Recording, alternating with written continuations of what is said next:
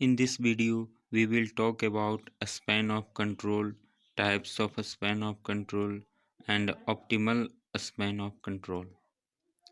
A span of control refers to the numbers of subordinates that can be managed effectively and efficiently by supervisors or managers in an organization.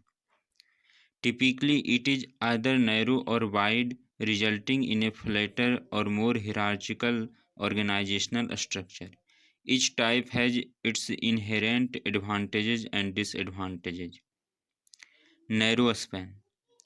Narrow span have more levels of reporting in the organization, resulting in a more hierarchical organization.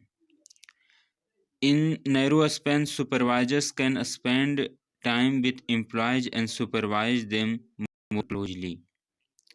Narrow span creates more development, growth, and advancement and opportunities. In narrow span, more supervisory involvement in work could lead to less empowerment and delegation and more micromanagement. Narrow span tends to result in communication difficulties and excessive distance between the top and bottom levels in the organization. Wide span. They have fewer levels of reporting in the organization, resulting in a more flexible and flatter organization. They are ideal for supervisors mainly responsible for answering questions and helping to solve employees' problems. Wide span encourages empowerment of employees by giving more responsibility, delegation, and decision making power to them. It tends to result in greater communication efficiencies and frequent exposure to the top level of the organization. Wide span may lead to overloaded supervisors if employees require much task direction, support, and supervision. It may not provide adequate support to employees, leading to decreased morale or job satisfaction. Optimal span of control. Generally, 3 or 4 levels of reporting are typically sufficient for most organizations. According to modern organizational experts, approximately 15 to 20 subordinates per supervisor or manager is ideal in an organization. However, some experts with a more traditional focus believe that 5 to 6 subordinates per supervisor or manager is ideal.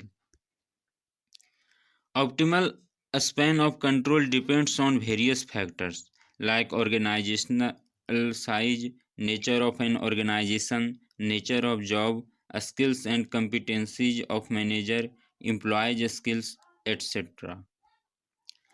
The size of an organization is a great influencer. Large organizations tend to have wider spans of control than smaller organizations. A more relaxed, flexible culture is consistent with wider, while a hierarchical culture is consistent with narrow. It is important to consider the current and desired culture of the organization when determining. Routine and low complexity jobs or tasks require less supervision than jobs that are inherently complicated, loosely defined, and require frequent decision making.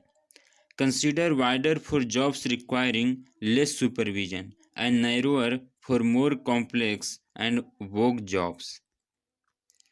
More experienced supervisors or managers can generally be wider than less experienced supervisors. It's best to also consider to what degree supervisors and managers are responsible for technical aspects of the job. Less experienced employees require more training, direction, and delegation, whereas more experienced employees requires less training, direction, and delegation.